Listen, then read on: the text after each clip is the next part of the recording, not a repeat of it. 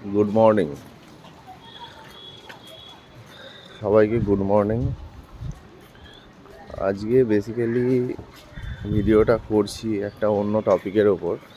তো ব্যাপারটা হচ্ছে, আপনারা জানেন কি আমি বাংলাদেশকে নিয়ে একটু ট্রোলিং করি, বিশেষ করে ওদের ক্রিকেট খেলা নিয়ে।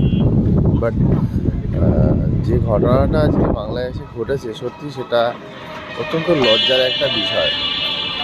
ওটা দেশের জন্য, বাংলাদেশের জন্য তো লজ্জার বিষয়, এবং তার সাথে সাথে যে অন্যান্য দেশ আছে তাদের জন্য কিন্তু একটা ভয়ানক বার্তা দিচ্ছে এই জিনিসটা।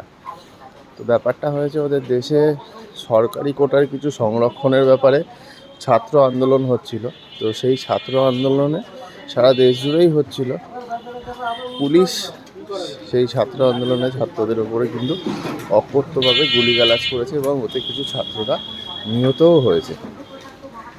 তো আর মনে হয় না যে কোনো সভ্য একটা দেশে এরম ধরনের ঘটনা ঘটা উচিত।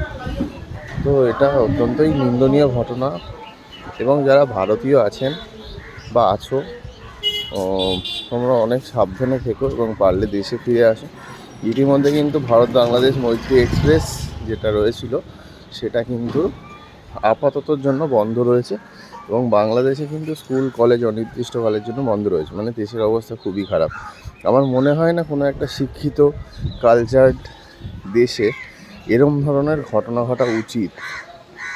বা তাহলে আমাদের স্বাধীনতা কোথায়? তাহলে সেই দেশের স্বাধীনতা কোথায় যে দেশের পুলিশ সাধারণ জনগণের ওপরে গুলি চালায় অকথ্যভাবে, এবং যার ফলে জনগণ মারা যায়? তো সে দেশের নিরাপত্তা কার হাতে রয়েছে?